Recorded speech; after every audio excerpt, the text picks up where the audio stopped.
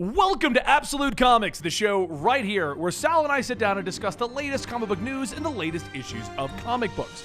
Sal is from the channel Comic Pop. I am from the channel Comic Historian. And that's pretty much all you really need to know. We're a little behind, so let's get into the topics, Sal. And we should sync it up. Ready? 4, 3, 2, 1. Synced. Okay, there we go. I'm like, you added extra numbers. I did. I threw you off so much. I didn't even mean to, but as soon as I saw, I know. What do you do with this? All right, we'll stick with 4. The first thing I want to talk about, I don't think Dan Yes. put it on here, and if he did, he'll just wink at me in a second. Dan and 4, I didn't finish the Catwoman issue. Remember, my argument was that the timelines did not line up in Future State. That's right. But I did state, and this was my caveat, they may give us an excuse later, because we haven't finished them yet. Apparently, Catwoman, where they find Bruce Wayne, happens before Dark Detective. Okay. Definitively. It's not at the 2025, even though they said it was. Right. Okay. All right. So they're trying to line up at least the Gotham plot. Nothing else makes any sense. But Well, you know why it makes sense to do that? Because there aren't enough issues per title to warrant each of them getting a trade. So you're going to have to like put all the Gotham books into like a chronological trade order. It's going to have to be like Future State Gotham, and it's just all the Gotham books, hopefully in chronological order. I don't know how they're going to do that, because like the trade game is big, and you've got to be smart about that. We're going to have to make like multiple full stories out of this whole thing, and it's going to be weirdly pieced out. He's rolling his eyes right now, not looking forward to us doing that. Yeah, to doing the legwork that DC didn't do about like where exactly. it all fits. But we're going to have to piece them out and figure out how they're all going to function as a full story on the channel. So, whatever. I would just reach out to whoever's the editor and just be like, how does it fit? Tell me so I can do it, please. Like, just tell me how it fits. DC Comics expands its universe in May 2021. Yara Flor, Future State Wonder Woman, will be getting her own comic book as the new Wonder Girl. Milestone Comics will be returning. Justice League The Last Ride will begin. Batman Earth 1 Volume 3 releases. What? He finished I can't believe it. There's no way that he's done drawing it. Because it's coming out in May? Yeah. He's still got to be working on it. By the way, Gary Frank is a genius, and that book is going to look amazing. Oh, no, it's going to be amazing. I'm going to read that day one. But day Batman 1. 108 will introduce a new character, Miracle Molly. Woo, can't wait. Here's Dan's wording on this new piece of news. A crap ton more Batman and Future State Gotham books. Much more. Much more. He ain't wrong. I guess Future State was a sales success. So, you know what? We're gonna come right back to that, because I want to talk about this rumor mill, which do you have in here, right, Dan? Yes. Okay, you do. It's literally the next story. I skipped a story. This is going to be a 2-second discussion. Deadpool celebrating its 30th anniversary this month, and there's no Deadpool book. And they canceled Deadpool. Good call, Marvel. Nice planning. Why? They didn't even let Deadpool go like 2 more issues. Because the best part is Kelly Thompson is writing it, right? She was writing it. Yeah, she's great. Yeah. She even implies at the ending stuff that she wanted to do. So Marvel, you couldn't even give him 2 more issues to make it to May? She literally had stories. Yeah. Nope. It just wasn't selling well enough, I guess. How is Deadpool not selling? I don't know. Especially, what's funny? I guess it's because Deadpool has been for the better part of 20 years a Marvel character. He's been on the Avengers, he's been on the X-Men, or at the very least he's been tangentially connected to the X-Men. This is one of those runs where he just wasn't even close. He wasn't anywhere near any other Marvel character. He wasn't anywhere near the X-Men. There is an arc where he goes to Krakoa, yes, but it's like a 2-issue arc and it's not even relevant. It's fun and you should read it, but it's not a thing. He's not part of the Krakoa initiative. He's just clearly not part of Hickman's plan. But see, that's what I liked about it, because he was finally doing something. Because Scotty Young did a great run, but he quickly wrapped back in the family and everyone else. It was all kind of going back to the way that it was all being shut down from. So I just find that very interesting that they finally got away from that, only to have them go, not working. Monster Island, lame. And it's no, it's not lame. It's cool. You got Bocciolo on art. It's great. Kelly Thompson really gets a good voice for Daredevil. It was a lot of fun. I mean, Deadpool, yeah. But yeah, so I guess it's being canceled for its 30th anniversary, and we don't know what's happening because they haven't said anything about what's happening. Good move, Marvel. Yeah. But that brings us to the other topic here. Normally, this is the point in the show where Sal and I would be discussing the comics we read today. was mostly future state. I'm not gonna lie, I'm just gonna get to it later this weekend. Right. I read Batcat. Still, it's Oh, I did read Batcat, and I still don't know what the hell's going on. right. It's like I dig it, but like the timeline thing, and I'm kind of like, this is probably gonna read better in trade. 100%. They're doing three different timelines at the same time, but the art is phenomenal. The art is incredible, and I am gonna say I have not seen like this kind of cheesecake stuff in a Batman book. Oh in my a very long God. time. There's so many butt shots and just conveniently angled naked Selena shots, and I'm just like, who approved this? I, as a straight Black Label male, am all like, this is great. Yeah, it is. Yeah, you can see Helena Wayne's thong line in her Batwoman suit. Who approved this? I mean, like, it's Black Label, I guess. If it's as long as it's not Batman, you can totally show it, or at least like have her wearing. But like Selena for the segment where she's gonna sleep with Bruce, it's all just shot. It reminded me of like the old Austin Powers gag, conveniently placed furniture just to hide very selective moments. And like, I'm just reading it and I'm like, wow, we haven't had art like this in a comic in a very long time. No, like it's true. Mid-2000s where they just went all in on the butt and the lots of butt shots and like. Yeah. Clayman likes the butts. What can I say? Clay, we're on the same page, buddy. I'm not arguing. I gotta tell you, by the way, not to disparage it, because like Clayman also does great action. He gets great characterization. He gets like really and consistency and really fun dynamic poses, and you know, it's like it's just he's a really good artist in general, and the book is gorgeous. I had no idea what was going on, but I was enjoying it because the artwork was that good. Yeah. It's just, but also asses, nonstop. The biggest problem I have with Bat and Cat is definitely a trade. Because it's telling these three timelines, and they're not reading well. I started 3, and I forgot what was going on from 2. Oh, I know what you're talking about, man. Yes. No, but I'm saying is, so I'm reading 3, and it started, and I'm like, what happened in 2? Because Tom King's doing these 3 timelines with no explanation on anything yet. Honestly, for me, I'm kind of like, oh yeah, Phantasm. Like, I liked Helena Wayne's new outfit. I thought it was pretty cool. Although I will agree, because it was all over Twitter when he posted that. It's a little much. Like, I think the best line I saw it on Twitter was, "Oh, I forgot about skin tight outfits where your belly button is showing, but somehow you don't have a camel toe." I'm like, yeah, I mean, that's pretty tight. That's agree. Very prominent in Heroes in Crisis as well. Yeah, I think it needed a belt. I think a belt would have like completed the outfit because it really does.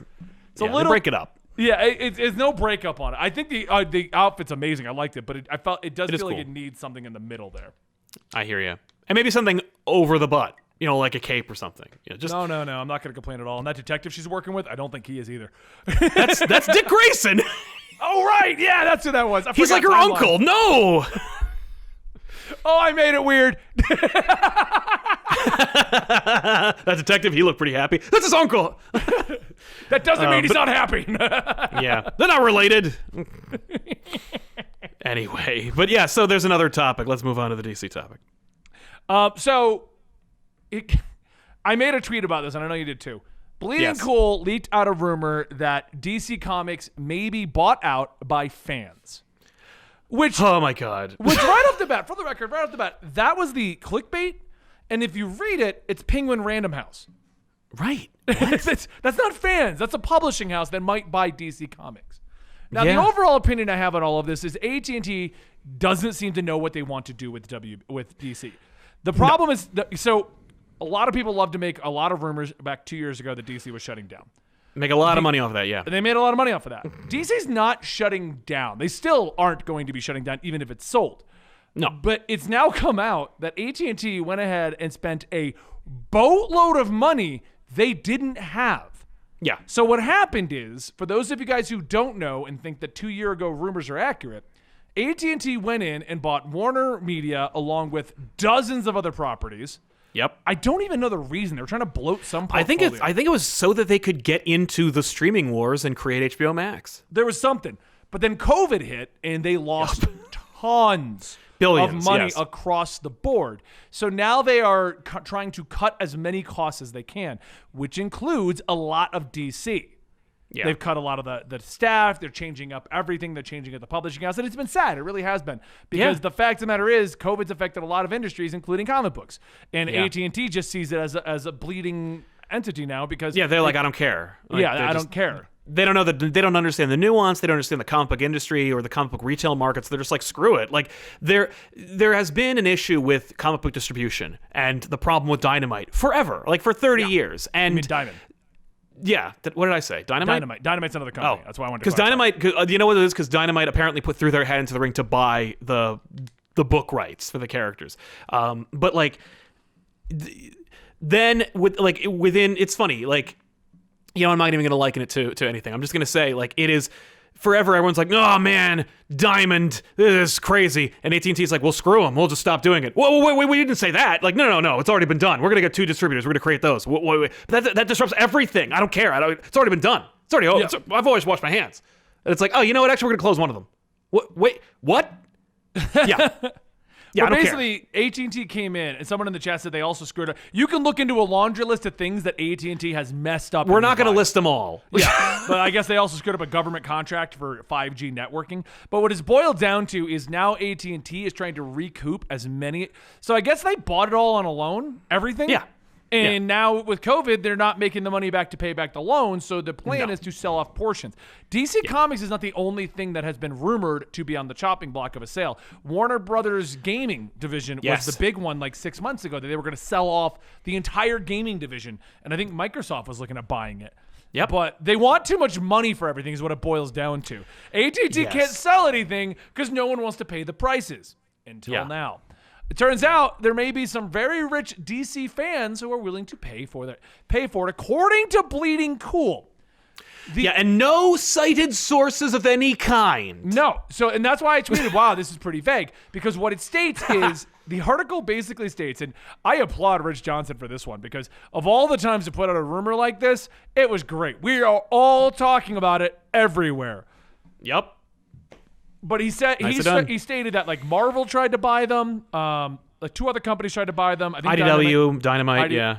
But no one wanted to pay the right price for the DC characters, which once again tells you AT&T is trying to get a lot of money.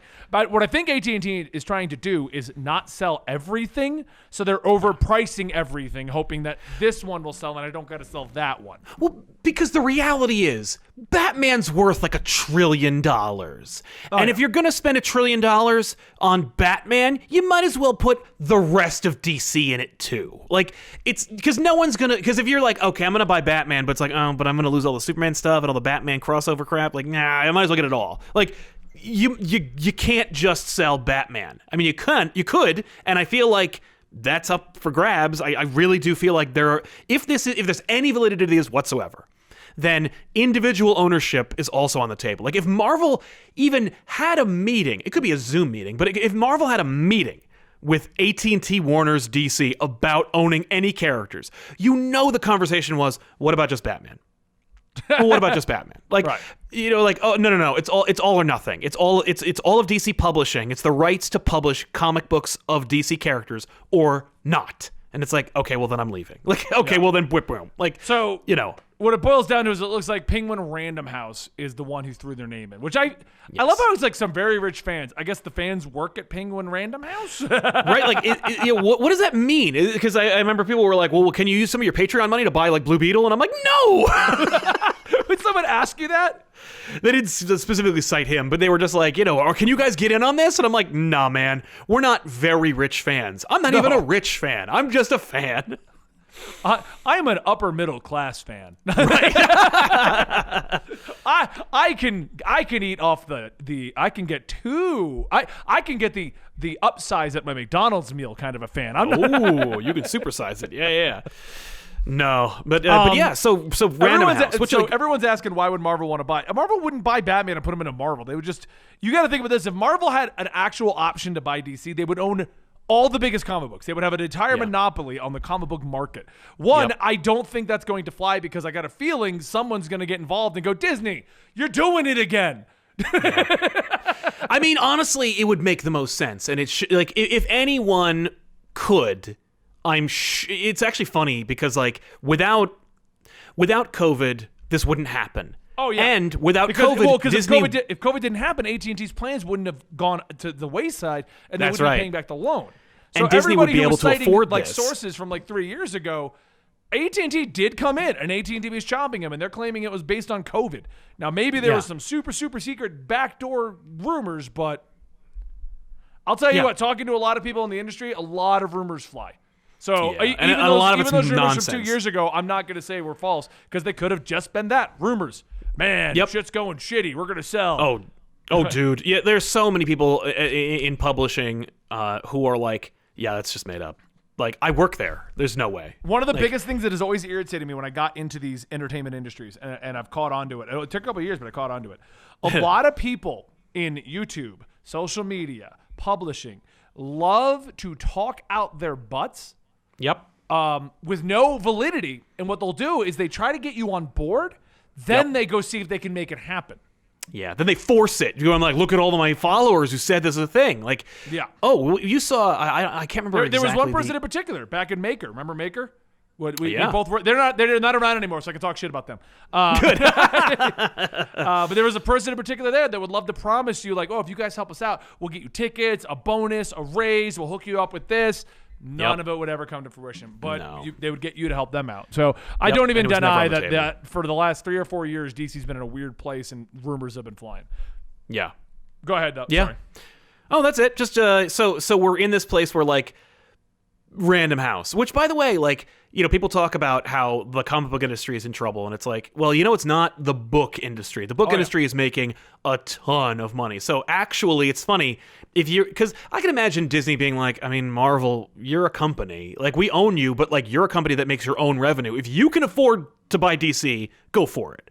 Like, take the meeting, but we're not subsidizing you. So it's like, it might be too rich for Marvel to do, but it ain't too rich for Random House to do. Although I'm shocked that, like, Amazon didn't buy it, because Amazon owns Comixology, and Amazon could just be like, oh no, it's all coming over to Comixology. DC is going to be exclusive, and you know, maybe because Amazon is a multimedia company, will work hand in hand with HBO Max and DC and Warner Brothers and help, like, distribute some of these projects you're working on. I don't know. It just seemed like a no-brainer to me, but, like, what do I know? So Random House is going to buy it, or maybe they won't, or maybe nothing because it's all made up. We don't know.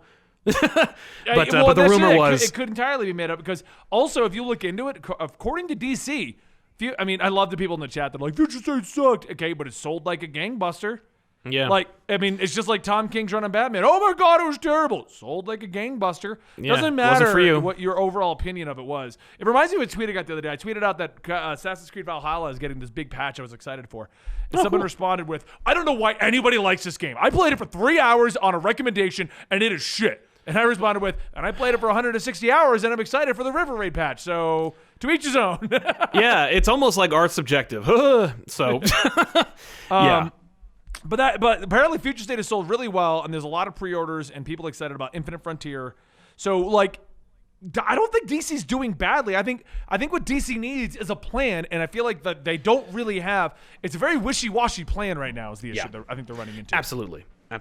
Not only that, but I think, you know, it's funny. I think that when it comes to, like, Marvel's publishing plan, with Disney's ownership, they're like, let Marvel do what Marvel does best. You do your thing. But we're also not going to refuse money. So, like, we're going to license Marvel characters. So they did to, like, IDW. So there's Spider-Man books, there's Avengers books, there's Iron Man books through IDW, there's Star Wars books through IDW. And it's just like they're just letting those comics be made. Star Wars books are constantly, you know, being printed and published, and they got the Legend series plus the new stuff. And, like, of course, it's part of their multimedia new push for the current status quo of Star Wars. And they go, there's people working on it and everything. Like, they're just like, make your books. Just do what you think.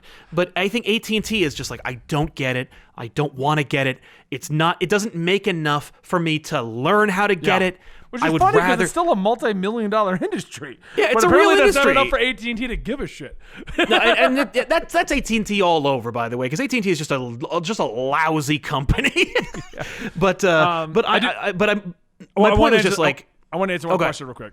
Please. Because we're getting the same question that we're getting again. Once again, even though I just said, even if you didn't like it, how did Future State sell well? Let me explain something to you real quick to most of, and this is for all of you guys who are listening to the show. The people who take the time to listen to a comic book podcast and read every issue of a comic book that comes out every week is not who actually buys the bulk of the comics. Right. So Sal and I could sit here and tell you all day that Batman was shit, that Red Hood was horrible, and that we hated that new Wonder Woman. And the bulk of the sales, because if you look at the sales, they're in like 100,000 or 200,000. There's 200 of you watching. Right.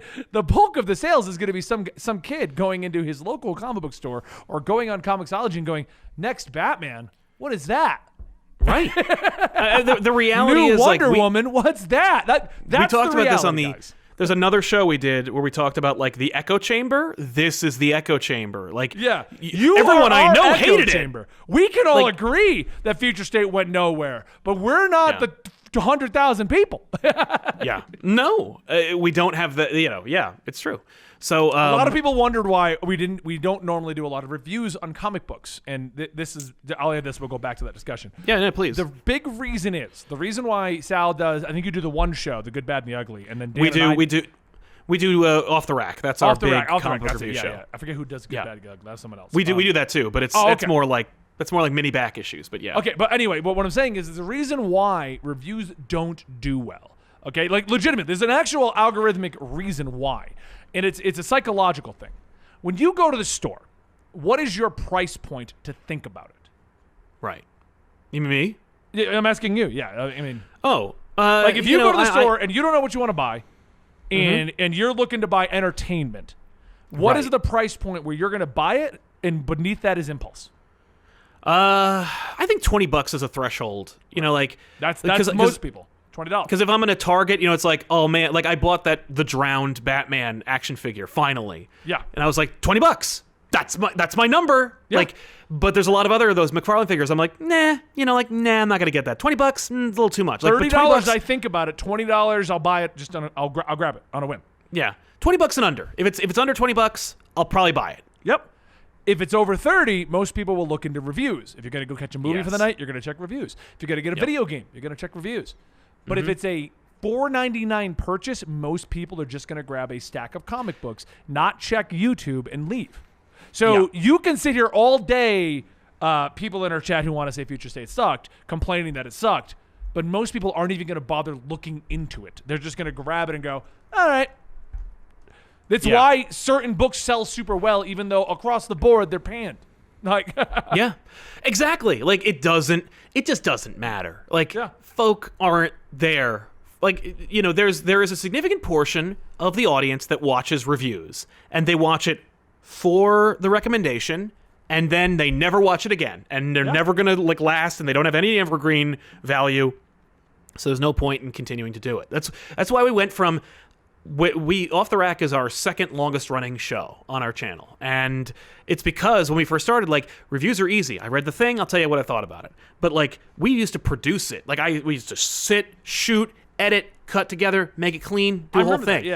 Yeah, and it was it's a good looking show, and I do occasionally go back and look, and I'm like, man, this is a good looking show. We tried a lot of different stuff with that, but the views weren't there, not in proportion to other shows we could try or put the same amount of effort into. And then we found out it's actually more fun making it live, making it collaborative, because the live experience makes it that much more relevant, because it's I'm here right now to talk about this thing that's very temporary. And so the experience is temporary along with the review. And so that's kind of cool. And that's why the show morphed into what it is today. And it's why we keep doing it, because it's live. I don't have to cut it. I don't have to do anything except just sit down and interact with the audience. That's so much better. And it's, I think, a better show because we can talk about more books. We can put more work into reading more books and talk more about it and interact with the audience more.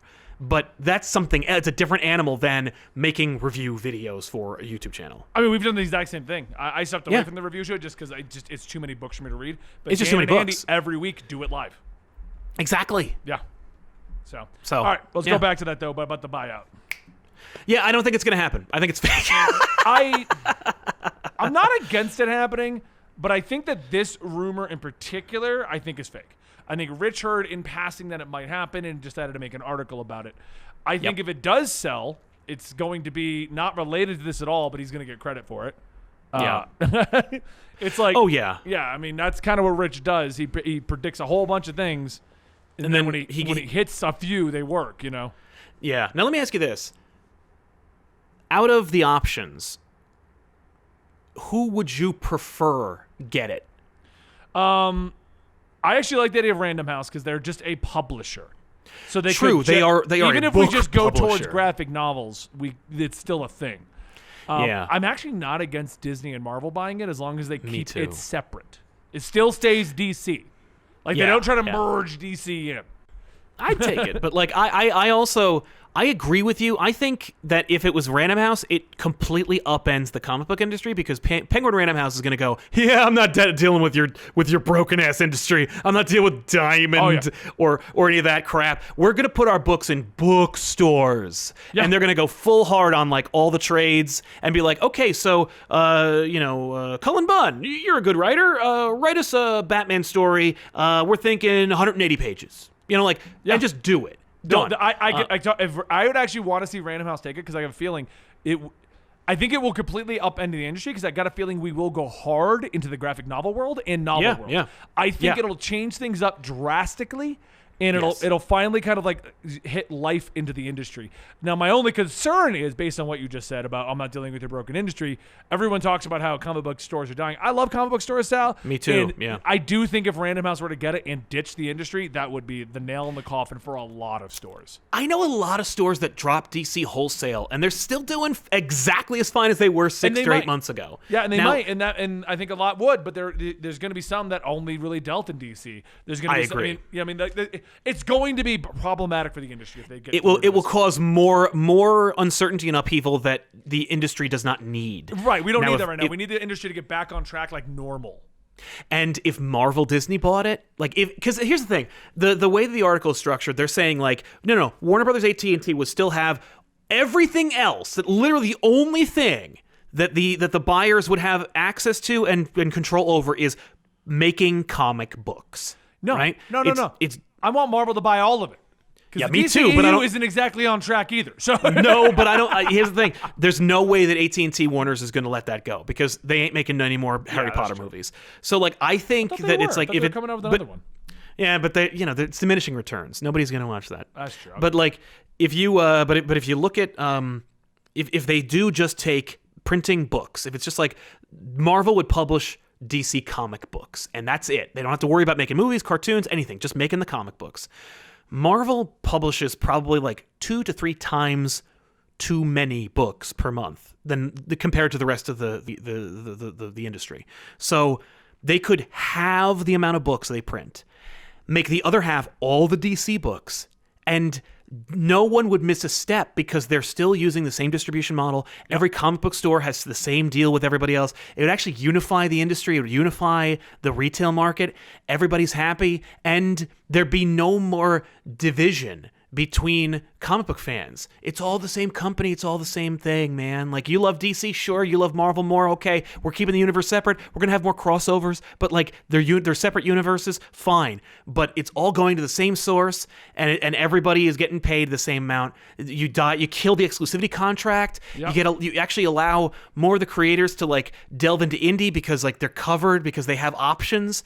I think that's actually the best case scenario. Because what AT&T Warner's has proven is they don't care and they're not good at it. Just give it. It's funny. If you read through the article, he also says that DC's doing very well because of the future state, the hype, all these other things. But it also states things like, well, they fired half their staff. Right. They cut all the exclusive contracts, and it saved a bunch of money, which a lot of people are like, oh my God, this means the end of DC. This also means something that, like, I know some people don't like to hear this kind of thing, but it could be like a business expert looked at DC and said, why are you spending all this money? Yeah, absolutely. That's literally it. Like, companies have bloated staffs. Yes. You know what I mean? Like, you can make bad contract deals. Yeah. And then somebody else goes, we're not paying that. Yeah, we're gonna kill the exclusive contract. If you want to work for DC, you want to write for these characters, you're just gonna take what we can give you. Yeah. And listen, I don't think that's fair. I don't think that's right. I think that they lost a lot of really good people at DC by doing that. Yeah, 100%. But like that ain't like business. You know, business is where can we cut? Where can we save? Where can we spend less? And it's like, so if here. Rich is accurate and they're making a ton of money by doing these cuts, then that just says to me, because we were debating it when it happened, as sad as we were about the losses, I said to myself, it could just be a business move to cut fat. And that might be what they did. They were like, hey, guys, you're doing okay. You could do so much better if you had half the staff. Right. Yeah, like, Marvel has half the staff, and they're putting out double the books. Yeah, that's what I mean. Like, I could see AT&T coming down and going, okay, so you need an editor per family, and then you're hiring writers. Right. So why is there all these people? We need a marketing. We need a, like. Yeah. Well, and we have marketing. Like, we own Warner Brothers. We have a marketing team. We'll just put that under them. Like, we'll just let them do it. We don't need direct comic book marketing anymore. And that is proof in the execution. Like, we've seen. Have you tried to reach anybody at DC lately? Because all my contacts are gone. I have a few that are still there, and they're super friendly, but it takes them they're also forever to busy respond. as hell. Yeah, because I'm going to feel like they're like the only ones left. Yeah, and they're doing they're probably, it's like, I was the marketing manager of DC Comics. And it's like, yeah, now you're 17 other things.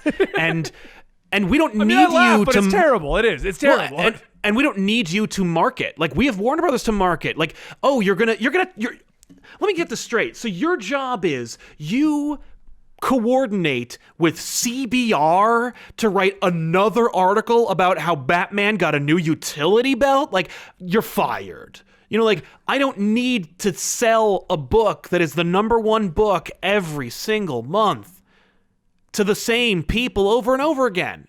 Yeah. I just don't.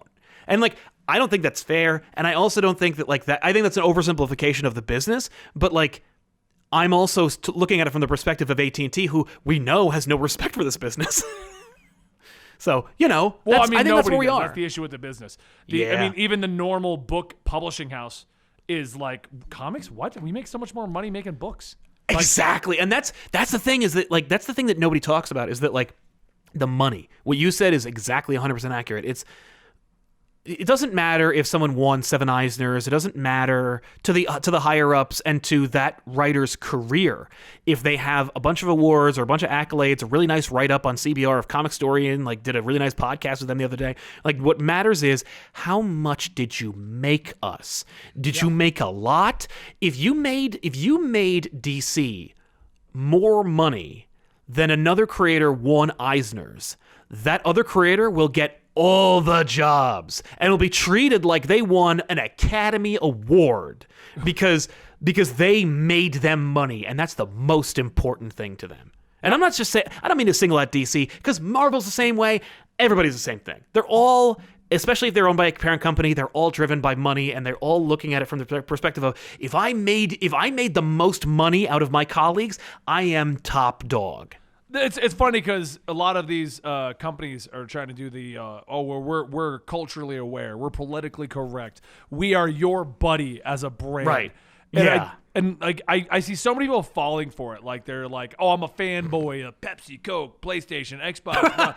Right. They got my back. No, none of them do. DC doesn't give a shit about me and Sal, and they don't care about you as long as you buy the book. Yep. And if you don't buy the book, they couldn't care less about you. That's they barely care about you as it is. Everything's money driven. So let's wrap up this topic. Move on to the next one. We're already gonna be behind. Yes. Dan's gonna hate me. I know. Sorry. He's over there rolling his eyes. I saw that, Dan. I saw that face. Let's talk about Boba Fett. Boba Fett is getting stories. Yay. Why? Because Boba Fett is marketable. Because it makes the most sense. Boba Fett versus everyone? Yeah, that's ka-ching. Let's do this. You know what I find funny? And I'm going to touch on this for a moment, because Boba Fett's great. Please. And I'm all on board with this. Because Boba Fett's great. We all love Boba Fett. But I feel like every time Star Wars starts to get back on track, Mandalorian's great. We're making Boba Fett. Something happens and everyone blows up. And I don't want to talk about the political and the right and the wrong. No, please, yeah. I don't understand why Star Wars can't just make a story or a show and not everyone blows the fuck up. I think that has a lot to do with Star Wars fandom than it does about Star Wars. But, like, because Star Wars fandom, the problem with Star Wars is it's just too damn popular. It's like, if Star Wars were as niche as it was 30 years ago, I think we wouldn't be having these conversations. It's just that, like, Star Wars is for everybody, and if Star Wars is for everybody, then it can't be for everybody, because, like, someone's going to feel excluded. And if you are trying to cater your brand for everybody to specific niches, you're going to make people feel like they're being left out, even if you're doing it with the best of intentions to include people. So like you're always going to have a target on your back, especially if you're the biggest. I just find it hilarious. I mean, we could discuss what it is, but the whole Gina being fired from Mando and then I know. Pedro Pascal might leave, and I'm just like, we got 2 seasons, everything was fine. Yep, we made a really great show that made everybody go, hey, at least we can enjoy this. And it's like, guess what? You can't buy Gina Carano's action figure. By the way, I read that article. I was like, Disney has said like Hasbro's not making the action figure. I'm like, how much is the action figure? Oh, they've already got it. Like it's already like $600 on eBay. I'm like, damn it. I mean, I don't want to go into the whole thing because I stopped giving a shit once it was like, oh, it happened, and I'm like, oh, and there goes Twitter again. Yep. What's happening to my video games? Like, you know what social media platform I enjoy the most right now, Sal? PlayStation. I get on, and it has a spotlight where it just talks about the community of PlayStation, and you know what they don't argue about? Anything outside of why Last of Us 2 shouldn't have got a Game of the Year award. But that's that. We all agree with that. Yeah. All right. What's next? There's a Toph story. I mean, I've expressed my opinions on Avatar. Dan can chime in for a moment. Dan, how do you feel about Avatar getting a Toph story? I'm actually really excited based on the way that they portrayed Toph in Legend of Korra. It's going to be exciting to see kind of her adventure between Avatar Last Airbender and Legend of Korra. So I'm excited.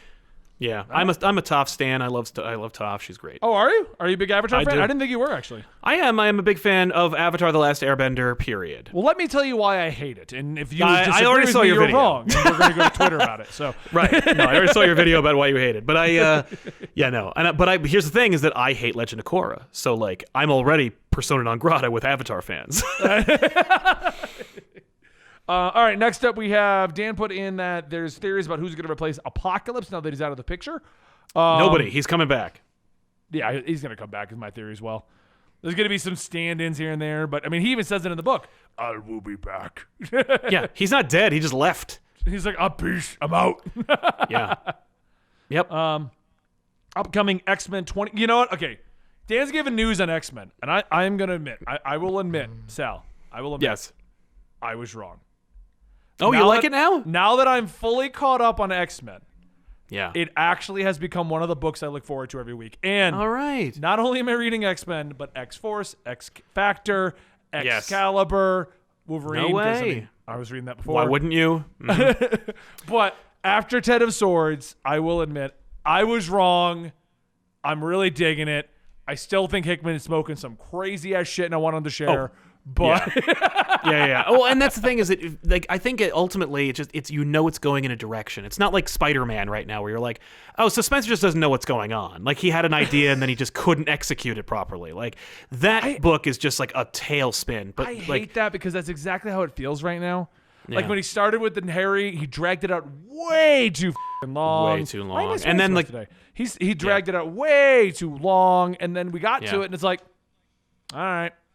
Yeah. Yeah, no, and then they have the audacity to be like, but wait, maybe. No. You did all the kindred that people can stomach. There's no more kindred. You did it all. And when I say you did it all, I don't mean you don't have more ideas for kindred. I mean that the audience's maximum capacity to put up with you and kindred has reached its climax. No one cares anymore. It's over. You took your shot. You missed. To me, it feels almost like he's trying to do what Tom King did, where it did wrap up in the ending properly. Yeah. But he doesn't quite know how he wants to get to 100 issues. Right. Like I feel like his idea should have resolved at 30. At 30, we shouldn't have done that 2099 thing that I still don't know why it existed. No. Like, Miguel O'Hara came back and he's looking for Peter Parker. Oh, no. Like, I don't even know how that ended because I just quit the book. I was like, I don't care. Ended as you would expect. Miguel went back. What? That's and nuts. And they saved the day. As opposed to like the last time when he didn't go back and lived here for a while, but then he went back though. Like it's... I don't know. I'm not excited. That was the weirdest Spider-Man 2099 story ever. And I think they got the original Spider-Man 2099 guy to come and write it. And it's like, but what if you lived in the modern day? And I'm just, as soon as they pitched that, like in the previews, I was like, then he's just Spider-Man. Like, Yeah, then he's Spider-Man, but a jerk, which we already have. It's called Superior Spider-Man. and Ben Reilly. Oh, yeah, and Kane. So we have more jerk Spider-Man than not. But I remember that when they did that, they're like, yeah, Miguel's going to live in this time period. And I'm like, who cares? why? You know what was interesting about Spider-Man 2099? That it was in 2099. It's like that period during Future's End when they brought Batman Beyond into the current day. And it's like, And so it wasn't even our Batman. Well, yeah, but it's like the one thing that made him cool, he's just in the Bat family now. What? Well, no, when they brought Terry back and then he just dies, and you're like, that sucks. That's not anything. He's not like I would actually love to see a book where Terry like meets like Dick and Tim and Damien, and he's like, this is bizarre. Like that'd be kind of cool, but It'd like be cool we're never for gonna an get arc that. or two. For one arc, and then it's send cool him back. when Miguel came back for the arc. But when Yeah. Miguel couldn't go home, that's when it's like, okay, so everything that made Miguel cool is gone. Right, like, wow, Miguel doesn't have a social security number. Ho ho, what's gonna happen? And I don't care. I mean, it was exactly what they did when they were like Tim Drake's back in the past, and Batman Beyond doesn't have connections back here, and the suit doesn't work right. What's gonna happen? He turns into a hobo. Yeah, like, that's you the let plot? me know. You let me know when it's over. I'll find out because I don't care. I'm not reading it. But yeah, we just killed two birds with one stone. There goes Spider-Man 2. We don't care about that. But no, I will admit that I was wrong. Hickman's he's still all over the freaking place. Oh yeah, no, it's now very yeah. A But lot I think of the it'll- characters are still acting out of character, and I don't like it. But now that there's so much of the Hickman X-Men universe going, it's like, okay, so it's not the character I enjoy, but you've reinvented them, and I'm behind that. I also Yeah. really like Cyclops. Finally, it's almost like Cyclops. I felt like was me at the end of Ten of Swords, where he's like, we don't have an X-Men, and we need to save the world, and I'm like, where are the X-Men? yeah. No, like, here you go, Benny. It's like Hickman was like, oh right, I forgot the team. Now Yeah. they're back. Yep, that's pretty cool. Like, and you know it's going in a direction, and it's all going to coalesce, and it's going to become this thing, and like they're going to burn away books that like don't matter until we get to like the finished product, which will be like this massive event, which I'm still saying is going to be called Age of Apocalypse. You heard it here first. We'll see. I'm going to caveat that something apocalypse. And Yeah. that book will be his return to conquer everything now that he knows Yes. the ins and outs of Krakoa. It's going to be him and his wife and his kids, and you're like, this is all I wanted. You're all done. Kabam. I'm still You waiting drop for them to this? reveal that Xavier's not Xavier. It's going to be like a long con. It's going to get to the It's- end, and Xavier's going to wake up, and he's going to be like, where is everyone? Yeah, Moira, get my chair. All right, so the next thing we have on the list here, X-Men DC Future State gave us a glimpse of the new Flash's ability to run through the multiverse, even bringing people with them. Yeah, cool. I mean, that's He's kind a of cosmic They are a cosmic treadmill. Good job. Yeah, they are a cosmic treadmill. I'll get used to Yeah. using that terminology eventually. I will too. I live in the Midwest. It's not common here. So that's one thing I always say to people, and they're like, "Oh, you're not really up with like gender norms stuff." I'm like, "No, I live in the Midwest. That's like a coastline thing. Like, I get you want it to be around the world, and I'm okay with it, but I'm not going to be perfect." Right. Yeah, I correct myself. We'll get there. Yeah. Spider-Man reveals the plan that Kingpin has been working towards in the past. Yeah, Yeah, good for him. he's trying to bring back the dead Vanessa using cursed objects. Now, remember I that like time Dan's that note. That Ben obviously Reilly went offered back it? Remember that Yeah, time that obviously. it did it in a movie? Yeah. Yeah. Remember Ultimate Spider-Man when he did it too? Like, remember anything? Any story with Vanessa in it? You know what it reminds me of? Every time they do a Mr. Freeze storyline, and it's like, oh, but I'm actually doing it for my wife. Yeah. It's like, right. It's just- we all remembered Nora's there. Yeah, we know, Vic. I'm surprised. It's funny. Like it's like, because Vanessa's dead, and it's like Spencer's like, okay, I'm just taking everything. Like we brought back Harry, like and made him a bad guy again. Like I'm just taking, and I killed Kraven, and I brought back like fake Kraven that everybody's gonna use. Like he's just literally gonna leave the book being like, don't worry, everybody, I put it all back. And it's like, great, that was 600 issues, man. Good job. I will say that Kraven's getting used. Did you see him fight Deadpool? No. He showed up to fight Deadpool, and Deadpool even makes a joke like, "You're not the right guy." Like, Right. It's like, well, Kraven's dead. I'm Clone Kraven. I'm Cloven. Cloven. All right, so that brings us to the last story on the list here, which is that Static has a new design, a new costume, the revival of the character Hot Streak. Yeah. Both of them are giving us very anime vibes, according to Dan. Static's back. That's cool. Yeah, good. Here's my entire statement on Static. When the Yeah. book starts coming out, I'm gonna buy it, but I don't Right. trust it's gonna come out until then. No, but I will say if you are even this reiteration of Static has been like in the works for like 3 years. Yeah, remember at the fandom when they were like, look at the few pages of that book that's going to show you Milestone. And it's like, that's it? I mean, Also, remember when he showed up in Young Justice like 2 years ago and everyone's like, Static's coming back? Like, when the book is in my hands, I'll believe it finally. Yeah, no, it's true. It is a quagmire. But if you are like, what is Static? That sounds weird. Go on Comixology or DC Universe Infinite and buy the first, I think 4 issues are out. The real 4 issues. And they're great. That's the thing is that like I read that DC Milestone, like here's the new version, and like I hate the change. Like I'm just not on board. I did not enjoy any of the updating, and it could be just because I'm a stick in the mud, but like I don't know. There's something to be said for like how authentic and great and like how resonating that first arc and that first like McDuffie era for Static was.